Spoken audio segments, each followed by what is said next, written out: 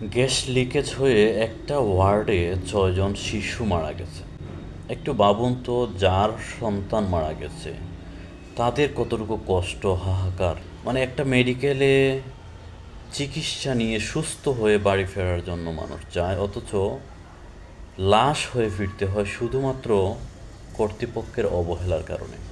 Ad-din medical কিন্তু ঢাকা শহরের বিশাল বড় এবং স্বনামধন্য হাসপাতাল, কিন্তু তার ভিতরে যে কী পরিমাণ অবহেলা রোগীদের প্রতি, মানে যারা এই মেডিকেলে ভর্তি হন বিভিন্ন সমস্যা নিয়ে, কেবলমাত্র তারাই বলতে পারবে।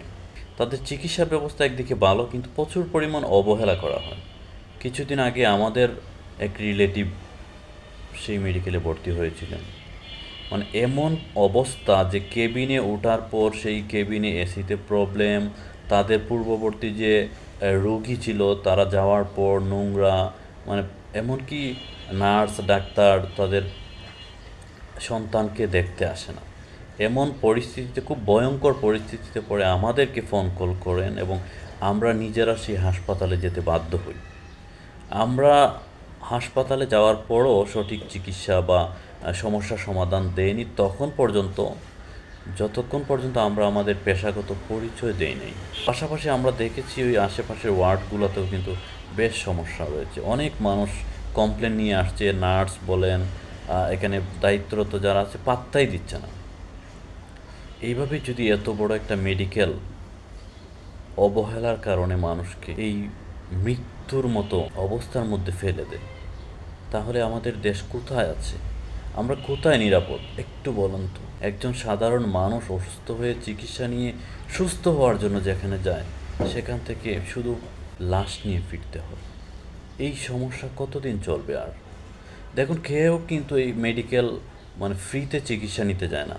প্রত্যেকটা মানুষ তার হক হালাল পরিশ্রমের টাকা দিয়ে চিকিৎসা করে সুস্থ হওয়ার জন্যই যায়, একটু ভরসা নিয়ে যায়।